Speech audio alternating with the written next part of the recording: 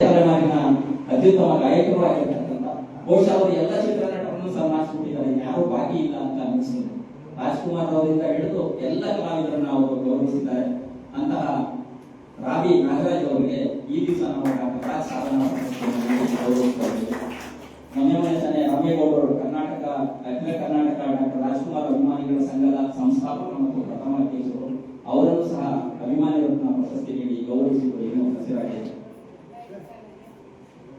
ಒಬ್ಬ ದೃಢಕಾಯವಾದ ದೇಹ, ಗಟ್ಟಿಮುಟ್ಟಾದ ದೇಹ ನೋಡಕ್ಕೆ ಯಾರೊಬ್ಬ ಎದುರಿಕೆ ಆಗುತ್ತಲ್ಲ ನಮ್ಮ ಆಕರ್ಷಕ್ಕೆ ಅಂತ, ಆದ್ರೆ ಅವರೊಳಗಿನ ಮನಸ್ಸಿದೆಯಲ್ಲ ಅದು ನಿಜಕ್ಕೂ ಮುಕ್ತ ಮಗುವಿನ ಮನಸ್ಸು ಅಂತ ಹೇಳಿದ್ರೆ ತಪ್ಪಾಗಲಾರದು. ಪರಿಶ್ರಮ ಪಟ್ಟರೆ, ಕಷ್ಟಪಟ್ಟರೆ ಜೀವನದಲ್ಲಿ ಎಷ್ಟು ಮಟ್ಟಿಗೆ ಮುಂದಕ್ಕೆ ಬರ್ಬೋದು ಅನ್ನೋದಕ್ಕೆ ಸಾಕ್ಷಿ ನಮ್ಮ ಶ್ರೀಯುತ ಎಸ್ ವೆಂಕಟೇಶ್ ಅವರು. ಅವ್ರು ಏನ್ ಕೇಳಿದ್ರು ಎಸ್, ನೋ ಅನ್ನೋ ಪ್ರಶ್ನೆನೇ ಇಲ್ಲ.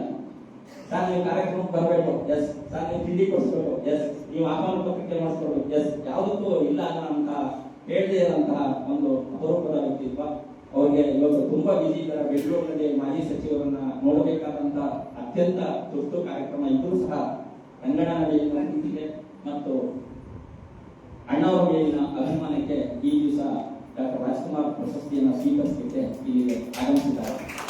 ಒಬ್ಬ ಚಿತ್ರ ನಿರ್ಮಾಪಕರಾಗಿ, ನಟರಾಗಿ, ಪತ್ರಕರ್ತರಾಗಿ, ಹೀಗೆ ಅವರು ಎಲ್ಲಕ್ಕಿಂತ ಮುಖ್ಯವಾಗಿ ಉದ್ಯಮಿಯಾಗಿ, ಬರೀ ವೆಂಕಟೇಶ್ ಅಂದ್ರೆ ಯಾರಿಗೂ ಗೊತ್ತಾಗಲ್ಲ, ಕೊರಿಯಾ ವೆಂಕಟೇಶ್ ಅಂದ್ರೆ ವಿಶ್ವವಿಖ್ಯಾತಿಯನ್ನ ಪಡೆದಿರ್ತಕ್ಕಂಥವರು, ಉತ್ತಮ ಸೇವೆಯನ್ನ ಒದಗಿಸ್ತಾ ಇರ್ತಕ್ಕಂತಹ ಪ್ರೊಫೆಷನಲ್ ಕೊರಿಯರ್ಸ್ ನ ಮಾಲೀಕರು ಅವರು ಈ ದಿವಸ ಪ್ರಶಸ್ತಿಯನ್ನು ಸ್ವೀಕರಿಸಲಿಕ್ಕೆ ಈಗ ನಮ್ಮ ಮಾಧ್ಯಮ ಮಿತ್ರರು ಕಾಯ್ತಾ ಇದ್ದಾರೆ, ಹಾಗಾಗಿ ಬೇಗ ಮುಗಿಸುತ್ತೀನಿ. ಮತ್ತೊಬ್ಬ ಡಾಕ್ಟರ್ ರಾಜ್ ಸಾಧನಾ ಪ್ರಶಸ್ತಿ ಪುರಸ್ಕೃತರು ಲಕ್ಷ್ಮೀನಾರಾಯಣ್ ಯಾದವ್ ಅವರು ಈ ತಾನೇ ಆಗಮಿಸಿದ್ರು. ಲಕ್ಷ್ಮೀನಾರಾಯಣ್ ಯಾದವ್ ಮೈಸೂರು ಮಿತ್ರ ಮತ್ತು ತಾರಾ ಮೈಸೂರು ಪತ್ರಿಕೆಗಳಲ್ಲಿ ಏನ್ ಹೇಳ್ತಾರಲ್ಲ, ಅಂತಾರಾಷ್ಟ್ರೀಯ ಮಟ್ಟದಲ್ಲಿ ಪ್ರಶಸ್ತಿ ಪುರಸ್ಕಾರಗಳನ್ನ ಪಡೆದಿರ್ತಕ್ಕಂಥ ನಮ್ಮೆಲ್ಲರ ಪ್ರೀತಿಯ ಛಾಯಾಗ್ರಾಹಕ ಮಿತ್ರ ಲಕ್ಷ್ಮೀನಾರಾಯಣ್ ಯಾದವ್. ಲಕ್ಷ್ಮೀನಾರಾಯಣ್ ಯಾದವ್ ಇತ್ತು ಅಂದ್ರೆ ಯಾವ್ದೋ ಒಂದು ಇದಿದ್ದಂಗೆ ಎಲ್ಲಾರು ಆತರ ಮಾಡಿದ್ರೆ, ಹಂಗ್ ಮಾಡ್ರಿ ಹಿಂಗ್ ಮಾಡ್ರಿ ಬಂದು ಕೂಲಾಗಿ ಕೂತಿರ್ತಾರೆ. ಎಲ್ಲಾರು ಆದ್ಮೇಲೆ ಅವನ್ನೆಲ್ಲ ನಿಲ್ಲಿಸಿ ನಂತರ ಛಾಯಾಚಿತ್ರವನ್ನ ತೆಗೆಯುವಂತ ಪರಿಪಾಠವನ್ನ ಬೆಳೆಸ್ಕೊಂಡಿದ್ದಾರೆ. ಹಾಗೆ ನನ್ನನ್ನು ಸಹ ಅವಾಗ ಚುಡಾಯಿಸ್ತಾ ಇರ್ತಾರೆ. ಶ್ರೀಯುತ ಲಕ್ಷ್ಮೀನಾರಾಯಣ್ ಯಾದವ್ ಅವ್ರನ್ನ ಎರಡೂ ನಮ್ಮ ಈಚರ ಸಾಂಸ್ಕೃತಿಕ ಪ್ರತಿಷ್ಠಾನ ಹಾಗೂ ತಮ್ಮೆಲ್ಲರ ಪರವಾಗಿ ಪ್ರೀತಿಪೂರ್ವಕವಾಗಿ ಸ್ವಾಗತಿಸ್ತಾ ಇದ್ದೇನೆ. ಯಾದವ್ ಮುಂದೆ ಬರ್ಬೇಕು, ಜಾಗ ಇದೆ, ಈ ಜಾಗ ಇದೆ. ಈಗಾಗಲೇ ಹೇಳಿದಾಗೆ ಕೃಷಿಯನ್ನ ಅಣ್ಣವರ ಚಿತ್ರದಿಂದ ಪ್ರಭಾವಿತರಾಗಿ ಬದುಕನ್ನ ಕೃಷಿಯಲ್ಲಿ ತೊಡಗಿಸಿಕೊಂಡು ತಮ್ಮ ಜೀವನವನ್ನ ಉತ್ತಮವಾಗಿಸಿಕೊಂಡವರು ಸಾಕಷ್ಟು ಮಂದಿ ಇದ್ದಾರೆ. ಅಂತವರ ಪೈಕಿ ಶ್ರೀಯುತ ಜಯರಾಮ್ ಅವರು, ಡಿಂಕಾ ಶೆಟ್ಟಿ ಹಳ್ಳಿ ಅವರು. ವಾಸ್ತವಕ್ಕೆ ಅವರ ಪರಿಚಯ ನನಗಿರಲಿಲ್ಲ. ನಮ್ಮ ಅವರಿಗೆ ಮಾರ್ಗದರ್ಶಕರು, ಅವರ ಬದುಕನ್ನ ಹಸನುಗೊಳಿಸುವಲ್ಲಿ ಪ್ರಮುಖ ಪಾತ್ರ ವಹಿಸಿದಂತವರು. ಅವ್ರ ಬೈನೆ ಹೇಳಿದ್ರು ನಮ್ಮ ಬಂಗಾರ ಮನುಷ್ಯ ಡಾಕ್ಟರ್ ವಸಂತ್ ಕುಮಾರ್ ಅಂತ. ಅವರ ಮೂಲಕ ಪರಿಚಿತರಾದಂತಹ ಡಿಂಕಾ ಶೆಟ್ಟಿ ಹಳ್ಳಿ ಜಯರಾಮ್ ಸರ್ ಅವರು ಪ್ರಗತಿಪರ ಕೃಷಿಕರು ಈ ದಿವಸ ಡಾಕ್ಟರ್ ರಾಜ್ ಸಾಧನಾ ಪ್ರಶಸ್ತಿಯನ್ನು ಸ್ವೀಕರಿಸಿದ್ದಾರೆ. ತಮ್ಮ ಮಗಳು ಅಳಿಯ ಎಲ್ಲರ ಜೊತೆ ಬಂದಿದ್ದಾರೆ. ತುಂಬಾ ಖುಷಿಯಾಗಿದೆ ಸರ್, ನಿಮ್ಗೆ ಹೃತ್ಪೂರ್ವಕವಾದ ಸ್ವಾಗತವನ್ನ ಕೊಡ್ತಾ ಇದ್ದೀನಿ. ಗಾಯನ ಕ್ಷೇತ್ರದಲ್ಲಿಯೂ ಸಾಕಷ್ಟು ಕೆಲಸವನ್ನ ಮಾಡ್ತಾ ಸಾಮಾಜಿಕ ಸೇವೆಯಲ್ಲಿ, ಸಂಸ್ಕೃತಿ ಸೇವೆಯಲ್ಲಿ ತಮ್ಮನ್ನ ತೊಡಗಿಸಿಕೊಂಡಿರ್ತಕ್ಕಂಥವರು. ವಿಶೇಷವಾಗಿ ಕಾನೂನು ಕ್ಷೇತ್ರದಲ್ಲಿ ತಮ್ಮನ್ನ ತೊಡಗಿಸಿಕೊಂಡು ಏನು ನ್ಯಾಯವನ್ನ ಅರಸಿ ಬಂದಂತವರಿಗೆ ಅತ್ಯಂತ ಕಡಿಮೆ ಫೀಸ್, ಲಾಯರ್ಗಳು ಅಂದ್ರೆ ಜೀವ ತಿನ್ನೋರು, ದುಡ್ಡು ತಿನ್ನೋರು ಅನ್ನೋದು ಒಂದು ಹೆಸರು ಬಂದ್ಬಿಟ್ಟಿದೆ.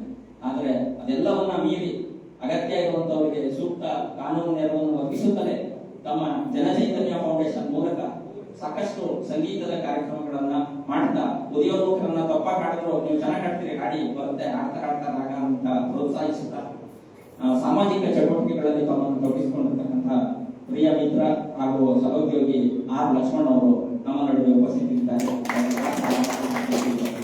ಅವರನ್ನು ಸಹ ಪ್ರೀತಿಪೂರ್ವಕವಾಗಿ ಈಚರ ಪ್ರತಿಷ್ಠಾನದ ಪರವಾಗಿ ಸ್ವಾಗತಿಸ್ತಾ ಇದ್ದೇನೆ. ಮತ್ತೆ ಅಣ್ಣವರಿಗೆ ಮತ್ತೊಂದು ಪ್ರಿಯವಾದ ಕ್ಷೇತ್ರ ಅಂದ್ರೆ ಯೋಗ ಕ್ಷೇತ್ರ. ಕಳೆದ 20 ವರ್ಷಗಳಿಂದ ಯೋಗ ಶಿಕ್ಷಕರಾಗಿ ಸೇವೆ ಸಲ್ಲಿಸ್ತಾ, ಎಷ್ಟೇ ಬಳಲಿಕೆ ಇದ್ರು, ಎಷ್ಟೇ ಒತ್ತಡಗಳಿದ್ರು, ಎಷ್ಟೇ ನಿಜಿ ಇದ್ರು ಸಹ ಮುಖದ ಮೇಲೆ ನಾವೇ ಒಂದ್ಸರಿ ಸಿಡ್ಕಾಡ್ಬಿಡೋ ತರ ಆಗ್ಬಿಡುತ್ತೆ.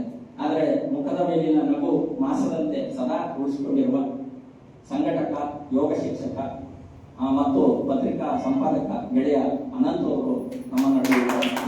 ಅವರು ಯೋಗ ಕ್ಷೇತ್ರದ ಸೇವೆಯಾಗಿ ಪ್ರಶಸ್ತಿಯನ್ನು ಸ್ವೀಕರಿಸಲಿಕ್ಕೆ ಈಗ ಆಗಮಿಸಿದ್ದಾರೆ. ಅವರನ್ನು ಸಹ ಪ್ರೀತಿಪೂರ್ವಕವಾಗಿ ಸ್ವಾಗತಿಸಿದ್ದೇನೆ. ಮುಗಿದ ಒಳಗಡೆ ಒಂದೇ ಒಂದಿದೆ. ನಮ್ಮ ಡಾಕ್ಟರ್ ರಾಜ್ಕುಮಾರ್ ಅವರಿಗೆ ಮಕ್ಕಳು ಕಂಡ್ರೆ ತುಂಬಾ ಇಷ್ಟ. ಅದರಲ್ಲೂ ಪ್ರತಿಭಾವಂತ ಮಕ್ಕಳನ್ನ ಕಂಡ್ರೆ ತುಂಬಾ ಇಷ್ಟ. ಈ ಬಾರಿಯ SSLC ಕೇಂದ್ರೀಯ ಪಠ್ಯ ವಿಷಯದಲ್ಲಿ 96% ಸೆಂಟ್ರಲ್ ಸಿಲೆಬಸ್ ಅಲ್ಲಿ ಮಾರ್ಕ್ಸ್ ತಗೊಳ್ಳೋದು ಕಷ್ಟ. ಸ್ಟೇಟ್ ಸಿಲೆಬಸ್ ಅಲ್ಲಿ ಹಾಗೆ ಹೀಗೆ ತೆಗೆದುಕೊಳ್ಬಹುದು.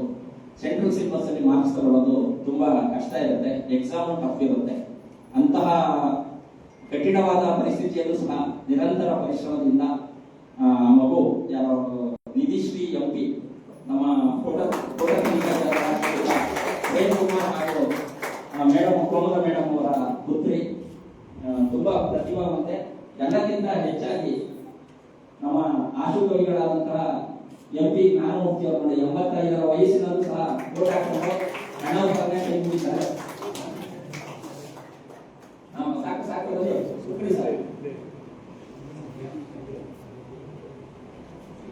MP ಜ್ಞಾನಮೂರ್ತಿಗಳು, ಆಶುಕವಿಗಳು ಬಹುಶಃ ಕುವೆಂಪು ಅವರ ಕೈಯಲ್ಲಿ ಬೆನ್ನು ಕಟ್ಟಿಸಿಕೊಂಡಂತಹ ಫೀಲ್ಡ್ ಮಾರ್ಷಲ್ ಕಾರ್ಯಪ್ಪನ ಅವರ ಜೊತೆಯಲ್ಲಿ ಒಡನಾಡಿದಂತಹ ಅಪರೂಪದ ಚೇತನ.